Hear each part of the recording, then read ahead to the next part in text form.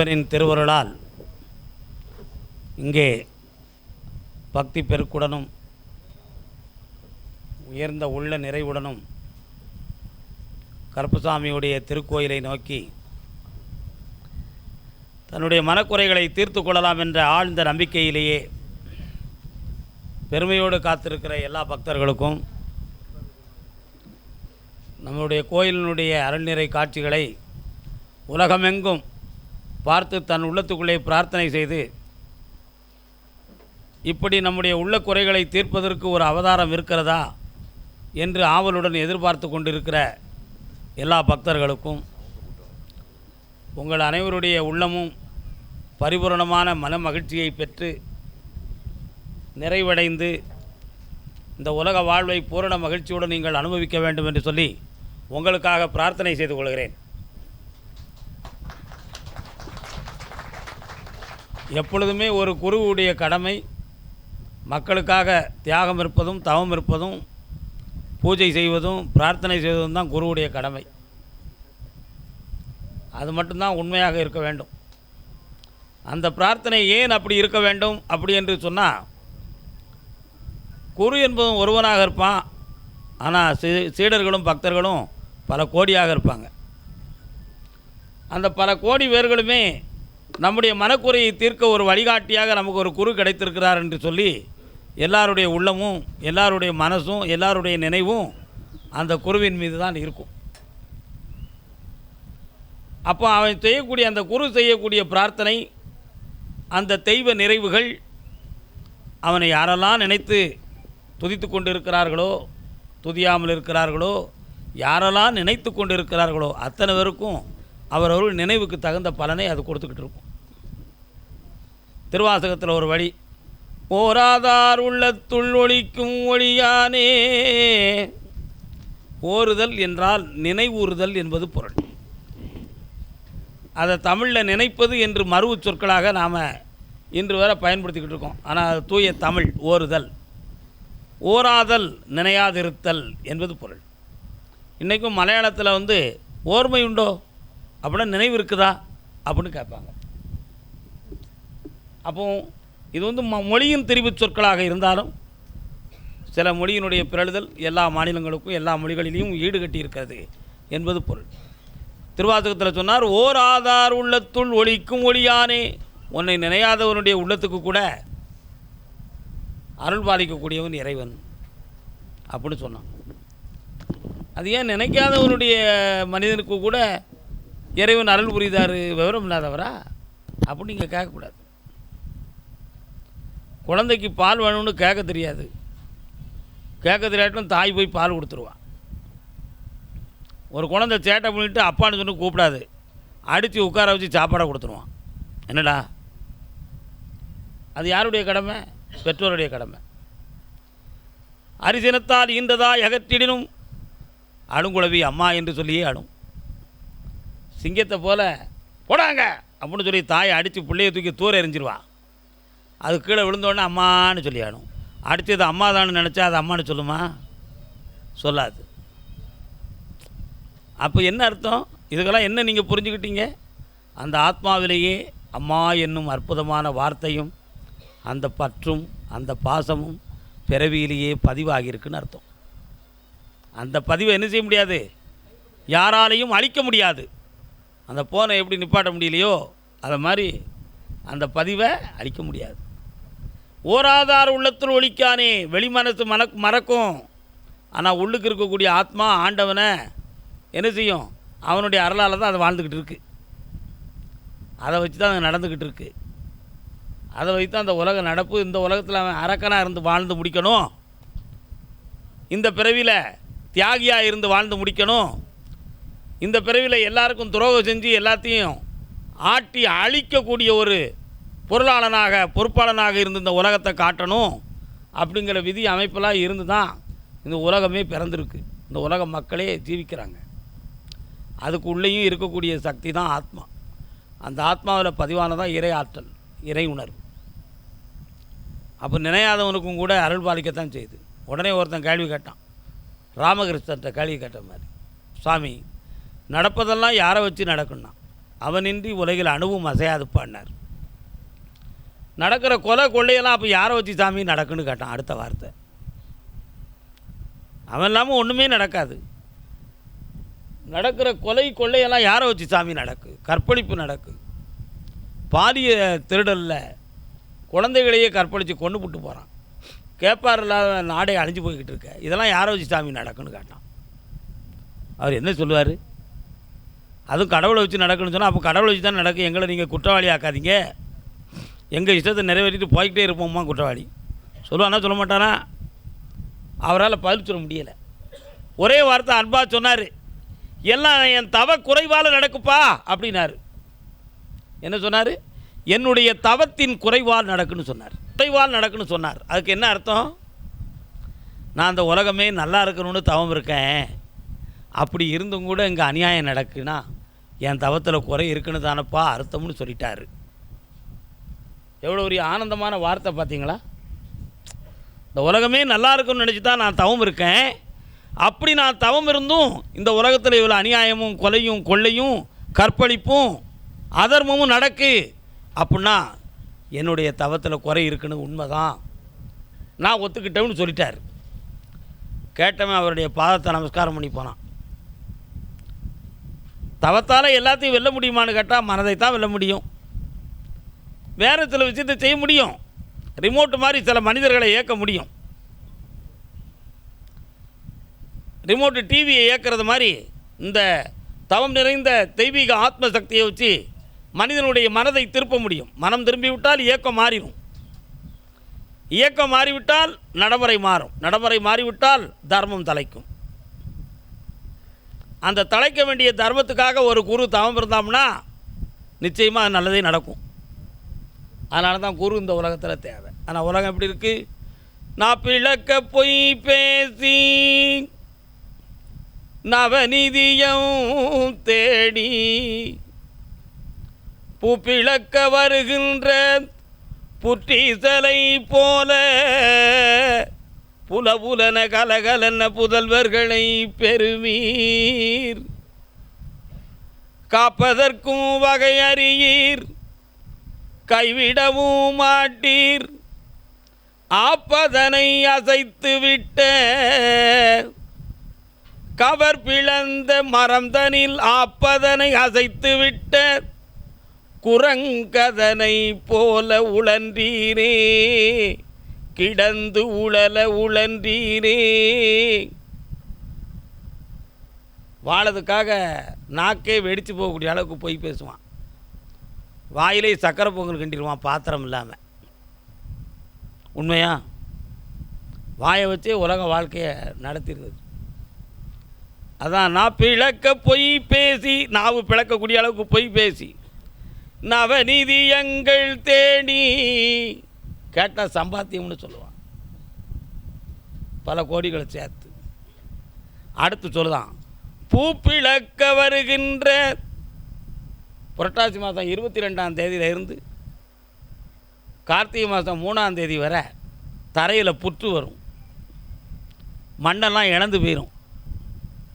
அங்கேருந்து புலபுலன கலகலன ஈசல்கள்லாம் பொத்துக்கிட்டு வந்துடும் மேலே. ஈசல் தேனி அலிநகரம் போன்ற சந்தையில் ஈசலை சாப்பிட்றதுக்கு குமிச்சு போட்டிருப்பாங்க.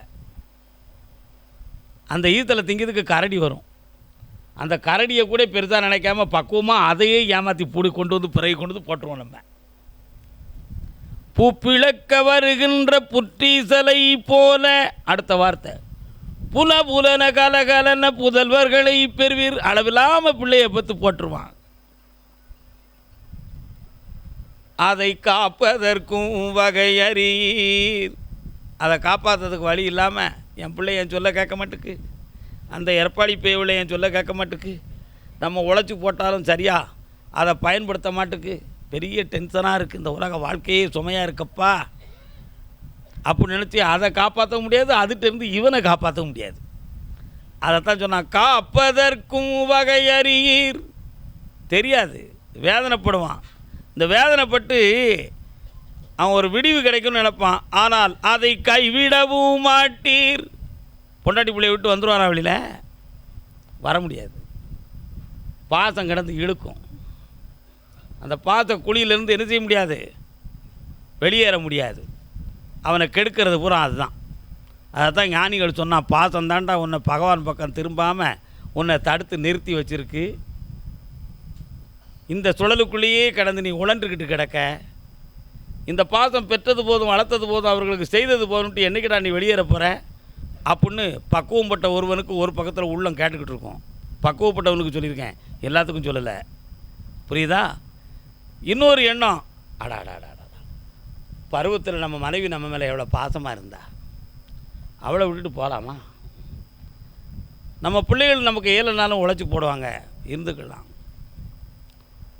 சொல்ல கேட்க மாட்டுக்கு. நம்ம அன்னைக்கு நம்ம அப்பன் சொல்ல கேட்கலாங்க. அது மாதிரி தான் இருக்கும். சரி, கொஞ்சம் அடக்கி பார்ப்போம், நடந்தால் நடக்காட்ட போகுது. இப்படி பல்வேறு சிந்தனைகளில் கிடந்து உழன்றுக்கிட்டு அதை காப்பதற்கு வகை அறியாமல், அதிலிருந்து வெளியேறதுக்கு கைவிடவும் முடியாமல், அடுத்த வார்த்தை ரொம்ப அருமையான வார்த்தை. கவர் விளந்த மரத்துளையில், ஒரு பெரிய மரத்தை ஆசாரி வெட்டி போட்டு வாழை விட்டு அறுத்துருப்பார். அன்னைக்கு இருட்டாயிரும். நாளைக்கு வந்து அறுக்கலாம்னு சொல்லி, நாளைக்கு அந்த அறுத்த இடத்த பார்க்க முடியாது அப்புறம் நினச்சி ஒரு ஆப்பை அடித்து வச்சுருப்பார். அப்போ தான் அதை பிளந்துருக்கும். அதை வச்சுட்டு இவர் போயிடுவார். மறுநாள் இது வர்றதுக்கு முன்னால் ஒரு குரங்கு போய் அதில் உட்காந்துக்கிடும். அதனால் ஒரு காலும் அந்த இடைக்குள்ளே போயிடும், அது வாலும் போயிடும். காலும் போயிடும், வாலும் போயிடும். கால் பாதை, வால் சேட்டை. புரிஞ்சுக்கணும். காலும் வாலும் அந்த இடைவெளிக்குள்ளே போயிடும். புரிஞ்சா புரிஞ்சுக்காங்க, புரியாட்ட விட்டுருங்க. இடைவெளிக்குள்ளே போயிடும். அப்பதனை அது பிடிச்சி விளையாடுறதுக்கு இருக்குன்னு நினச்சிக்கிட்டு பாட்டு ஈன்னு இழுத்து அடிக்கும், டபார்னு பிடிங்கிடும். காலும் வாலும் பாட்டுக்கிடும்.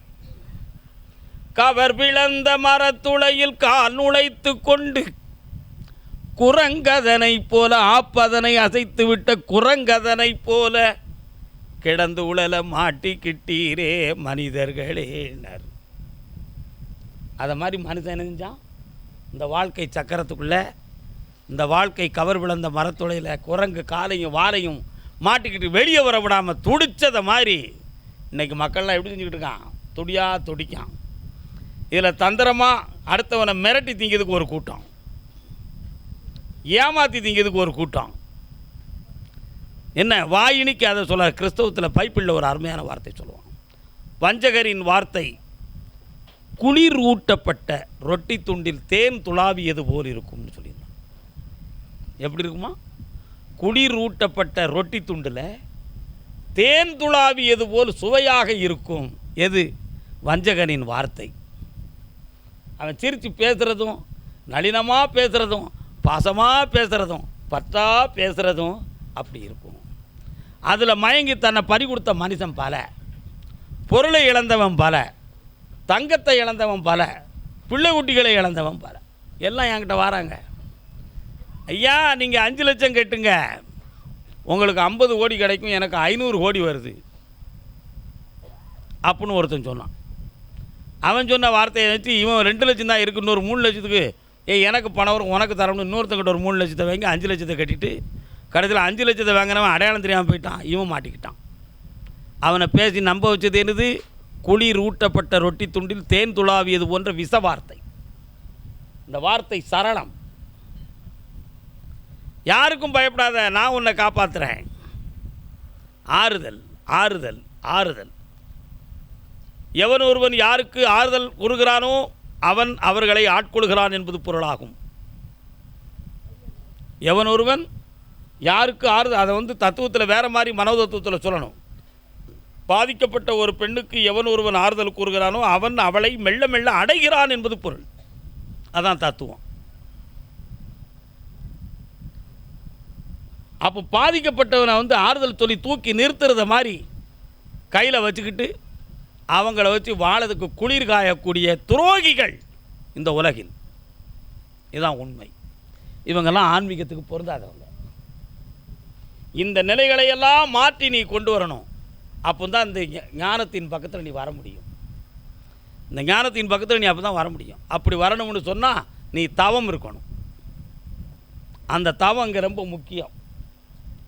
எத்தனை பேர் உள்ளத்தில் எண்ணில்லாத ஆசைகள், எண்ணில்லாத ஆசை, எண்ணில்லாத தேவை, அத்தியாவசியமான தேவை பல, அவசியமற்ற தேவை சில, காரியம் நடந்தே ஆக வேண்டும் என்ற வைராக்கியம் பல, வாழ்ந்தும் இன்னும் ஜெயிக்க முடியவில்லை என்ற வேதனைகள் பல. இப்படி விதவிதமான மனிதர்களை இந்த பூலோகத்தில் பார்த்துக்கிட்டு இருக்கோம். இங்கே வந்து மன அழுத்தம் தீர்ந்து மன நிம்மதியை பெற்று சாமி சொன்னாலும் சொல்லவில்லை என்றாலும் இந்த ஸ்தலத்துக்கு வந்து உங்கள் உள்ளத்தை மனதை கொஞ்ச நேரம் இறைவனுடைய நினைவோடு உட்கார்ந்து தெளிவடைந்து போய்கிட்டு இருக்கிய, அது வந்து ஒரு பெரிய பாக்கியம். அது ஒரு பெரிய பாக்கியம். கருப்பசாமி நம்மளை கூப்பிட்டாலும் இந்த இடத்துல பிரார்த்தனை செய்தவன் நடந்துச்சு அப்படின்னு சொல்லி வந்தவர்கள் பலர், வந்து நன்றி கடன் செலுத்தியவர் பலர், நடக்கும் என்ற நம்பிக்கையோடு வந்து மனவேதனைப்பட்டு திரும்பியவர்கள் பலர். எல்லாருமே இந்த உலகத்தில் தான் இருக்கும், இந்த சபையிலையும் இருக்கும். கர்மாக்கள் ஒரு பக்கம் காரணம், மனிதனுடைய ஜென்ம பாவங்கள் ஒரு பக்கம் காரணம். என்ன பாவம்னு சொல்லிக்கிட்டு இருக்கிய? பல பேர்களை கொலை செஞ்சுட்டான், 4 பொம்பளை பிள்ளையை கற்பழிச்சிட்டான், அவனுக்கு ஒரு தண்டனையும் கிடைக்கலையே, இப்போ பாவமும் புண்ணியமும் எங்கே இருக்குது அப்படின்னு ஒரு பக்குவம் உள்ள ஒரு அறிவாளி கேள்வி கேட்பான். நீங்கள் சொல்லக்கூடிய பாவம் என் கட்டிலுக்கு கீழே படுத்து கிடக்கு, நான் அதுக்கு மேலே படுத்துருக்கேன், என்ன பெரிய பாவத்தை கண்டின்னு கேட்பேன். இதுக்கு எப்படி நான் பதில் சொல்கிறது? எப்படி பதில் சொல்கிறது? பிள்ளைன்னு பாதம் இருக்கிறவனுக்கு பிள்ளை வருத்தப்பட்டால் அந்த வருத்தம் பாசம் வச்சவனுடைய நெஞ்சுக்கு வருத்தமாக இருக்கும். பிள்ளை என்று பாசம் வைத்த தந்தைக்கு அந்த பிள்ளை வருத்தப்பட்டால் அந்த தகப்பனுக்கு வருத்தம் இருக்கும். ஏன்? அவனுடைய மனசு அதில் வந்து பதிவாகிருக்கு, நம்ம பிள்ளை அப்படின்னு சொல்லி பதிவாகிருக்கு. அதனால் அவனுடைய வருத்தம் தகப்பனுக்கு ஒரு பாதி வருத்துக்குது. பேவுள்ள எப்படியும் கிடந்து சாவுது, நமக்கு என்ன அவசியமுங்க? அவன் இஷ்டத்துக்கு போய் நல்லா அனுபவிச்சுட்டு வரட்டும் அப்படின்னு சொல்லிட்டாம்னாலும், எங்கேயே தூரமாக போய் அவன் துன்பப்பட்டாலும் தனியாக உட்காந்து தகப்பன் கண்ணீர் வச்சுக்கிட்டு இருப்பான். சொல்ல கேட்காம இப்படி போய் இருக்கான் என் தலைவிதி, என்னத்தை சொல்ல ஆண்டவனே, அவனை எப்படியாவது திருத்துனது. தூரம் இருந்தனாலும் அழுவான். ஏன்? அவன் பிள்ளைன்னு அவன் வச்ச பற்று, அவன் வைத்த பாசம். அதே மாதிரி தான் தர்மத்தின் மீது நீ பற்று வைத்தால் அந்த தர்மம் எங்கே தளர்ந்து விழுகிறதோ அவனை நினைக்கும் பொழுது உனக்கு வருத்தம் வரும். இந்த பேய் இப்படி தர்மம் குறைஞ்சி நடக்கானே அப்படி நினச்சி உனக்கு வருத்தம் வரும். நீ தர்மத்தின் மீது பற்று இல்லை என்ற ஒரு எண்ணம் இருந்தால் யாரை பற்றியும் உனக்கு இறக்கம் அந்த பூலோகத்தில் வராது. யாருக்கும் உதவணுங்கிற சந்தோஷ மனசும் வராது. யாருடைய மகிழ்ச்சியை பற்றியும் உனக்கு கவலை இருக்காது. அப்போ தர்மத்தின் மீது பற்றுடையவனுக்கு தான் பாவ புண்ணியத்தின் மீது கவலை இருக்கும். அந்த பற்று இருக்கிற பொழுது அந்த பாவம்ங்கிறது எளிதில் காந்தம் போல் வந்து அவனை ஒட்டிக்கிடும். தவறி செய்தாலும் நீ பாவம் செஞ்சிட்டியே அப்படின்னு சொல்லி அவன் பாவத்தை பற்றியே சிந்திக்கலை, தர்மத்தை பற்றியே சிந்திக்கலை. இது நம்முடைய தொழில், நம்முடைய அரசு, நாம் செய்வதே சரி, நம்முடைய ஆட்சி, நாம் நடத்துவோம், நம்மை நாம் என்ற ஒரு எண்ணத்தில் ஒரு தந்தை தன்னுடைய பிள்ளைகளையோ யாரையோ ஏதாவது குறைவாக நினச்சாம்னா அவனுக்கு அதெல்லாம் அது கிடைக்காது, அந்த விஷயம் நடக்காது. என்னையா பாவம் புண்ணியம் பிடுங்கினது நீ பேசிக்கிட்டல? இதை உலகத்தில் பிழைக்க வழியான வார்த்தையை பேசியா? பாவம் புண்ணியத்தை பேசி எவையா பிழைக்க முடியுமாயா? தர்ம நீதியை பேசிய, தர்ம நீதியை பேசினா மூட்டை மூட்டையாக பணம் சம்பாதிக்க முடியுமாயா? அதுக்கு இதுக்கு எங்கே இருக்குது? முடியாது. பாவத்தின் மீது தர்மத்தின் மீது பற்றுடையவன் ஒரு தவறு நடந்துருமே என்று பயந்து விட்டான் என்றால் சிறிய தவறு செய்தாலும் அந்த பாவம் அவனை பற்றி கொள்ளும். அவன் வைக்கிற மனசை வச்சுட்டான். அது அவன் தர்மத்தின் மீது பற்றில்லை என்று அராஜகமாக அரக்கனாக நடந்தால் அந்த பாவம் அவனை உடனே என்ன செய்யாது? பற்றி கொள்ளாது. அவனுடைய வலிமை, அவன் மனதனுடைய அரக்கத்தன்மை, அவனுடைய அதர்மத்தினுடைய முரட்டுத்தனமெல்லாம் குறைஞ்சி அவன் உடலின் வலிமையும் உள்ளத்தின் வலிமையும் தளர்கிற பொழுது அப்படி இரும்பு பெட்டி கணக்கு அவனை வந்து மூடிக்கிடும், எந்திக்கவே முடியாது. அந்த பாவத்திலேருந்து அவன் அன்னைக்கு தான் விடுதலை ஆக முடியாது. அப்போ அது வர அவன் உள்ள கதவு என்ன செய்யலை? வைராக்கியமாக இருந்திருக்கு, இரும்பாக இருந்திருக்குன்னு அர்த்தம். இந்த நிலைகள் இருக்கிறது. மனிதன் தர்மத்தை நோக்கி வா. இருட்டில் வாழ்வதை நீ சுகம் என்று நினைத்தால் நீ கூவை, நீ ஆந்தை. கூகிக்கும் ஆந்தைக்கும் இருட்டு தான் உலகம்.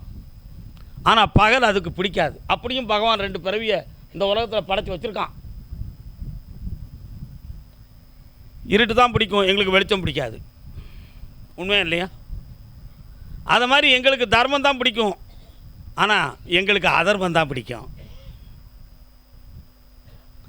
இப்படி இருக்கு. அதனால் மனிதன் எப்பொழுதும் தவத்தை நோக்கு, தர்மத்தை சிந்தி, இறையருளை நோக்கு, பிரத்தியாருக்கு இரக்கம் செய்கின்ற மனதை கொண்டு வா, பிறர் வாழ்வதற்காக பிரார்த்தனை செய்கின்ற நல்ல தன்மையை கொண்டு வா. நீ நல்லவன் என்ப ஒவ்வொரு தனி மனிதனும் தான் நல்லவனாக இருக்க வேண்டும் என்று தெரிந்துவிட்டால் இந்த உலகமே தர்மத்தின் தலையாக தலைத்து கொண்டே இருக்கும். அதுக்கு தேவை மன வைராக்கியம், மனப்பற்று, இறை உணர்வு, ஞானத்தை பற்றிய சொற்பெருக்கு, ஞானத்தை பற்றிய சிந்தனை, தன்னை உணர்கின்ற தன்மை, இவை அனைத்தும் இருக்க வேண்டும். இவை அனைத்தும் இருந்தால் தான் அவன் இந்த மனசாட்சிங்கிற ஒரு தர்மத்துக்குள்ளே வருவான். அப்படின்னா வரமாட்டான். அதனால் எல்லாருமே மனதை சுத்தப்படுத்துங்கள். எப்பேற்பட்ட பதவியில் இருந்தாலும், எப்பேற்பட்ட அதிகாரத்தில் இருந்தாலும் மனசு லேசானது தான். அந்த மனதை போய் சந்தோஷமும் ஈஸியாக பற்றிக்கிடும், வருத்தமும் போய் ஈஸியாக பற்றிக்கிடும். நல்லா புரிஞ்சுக்கணும். மனசு ரொம்ப லேசானது. அதுக்கு காசு, பணம், பதவி, பற்று, அதிகாரம் எதுவுமே தெரியாது. மனசு ரொம்ப லேசானது. அந்த மனசை சந்தோஷமும் எளிதாக போய் பற்றிக்கிடும், வருத்தமும் போய் பற்றிக்கிடும். அந்த 2ஐயும் விடுதலை ஆக்கிறதுக்கு தான் வழி தேடி வருவான் மனுஷன். அந்த 2ஐயும் வெளியாக்கணும். வருத்தம் சேர்ந்துருச்ச, எத்தனை கோடி பணம் இருந்தாலும் இந்த வருத்தத்தை தீர்க்க முடியலையே அப்படி நினச்சி அவன் மனசு வருத்தப்படும். அன்னைக்கு ஒரு குரு தேவைப்படுவான். ஒரு ஏழைக்கும் அந்த மனது இருக்கும், அவனுக்கும் ஒரு வழி தேவை, அவனுக்கும் ஒரு ஞானம் தேவை, அவனுக்கும் ஒரு குரு தேவை. இப்படியெல்லாம் பற்பல விஷயங்கள் இருக்குது. எல்லாரும் மனதும் பகவானை நோக்கி தவம் இருங்கள், எல்லோரும் தியானம் இருங்கள், தர்மத்தின் மீது பற்று வையுங்கள். முகமது நபி அவர்கள் இறைஞானத்தை போதிக்கும் பொழுது அவரை கல்லால் எறிந்ததாக சரித்திர சான்றுகள் இருக்குது. உலகத்தின் கருணையவே உலகத்துக்கு போதித்த இயேசுநாதரை சிலுவையில் அடித்ததாக சான்றுகள் பல. அறிவுக்கு பேருண்மையாக இருந்த புத்தபிரானை மலை குன்றுகளால் எரிந்தார்கள் என்று சான்றுகள் இருக்கிறது. ஸ்ரீரங்கநாதபுரத்திலே ஸ்ரீரங்கன் இருக்கக்கூடிய இடத்துல ராமானுஜரை விரட்டி அடித்த சரித்திர சான்றுகள் நமக்கு இருக்கிறது. சித்தர்களையும் யோகியர்களையும் கிறுக்கன் என்று நினைத்து தூற்றி கவிழ்த்த மக்களின் சான்றுகள் இருக்கிறது. இப்படிப்பட்ட பெரிய பெரிய மகான்கள், தீர்க்கதரிசிகள், ஞானிகளுக்கெல்லாம் இந்த உலகம் கொடுத்த பரிசு தான் நான் இப்பொழுது சொன்ன வரிசைகள். ஆனால் எதற்கும் பறிகொடுக்காத நெஞ்சமே ஆண்டவனே தஞ்சம் என்று இரு, வைராக்கியம் மிகுந்த உணர்வுடன் இரு, சென்ற வழியை திரும்பிப்பார், ஆனால் செல்லும் வழி சரி என்று உணர்ந்து செல். இவையே தர்மம் என்று கருதிவிட்டால் வாழத்தான் போகிறது பொது உடைமை சமுதாயம், தாழத்தான் போகிறது தனி உடைமை அநியாயம். இனி வாழ வேண்டியது தர்மம். இந்த உலகத்தில் ஜெயிக்க வேண்டியது மனசாட்சி. நாம் அடைய வேண்டியது தவம். கருணை புரிய வேண்டியது கடவுளுடைய அருள். எல்லாருடைய மனதும் மாசிலாது இருக்க வேண்டுகிறேன். மாசிலாத மனமே ஈசன் கோயில் என்று உணர்த்துகிறேன். வாழ்க வணக்கம்.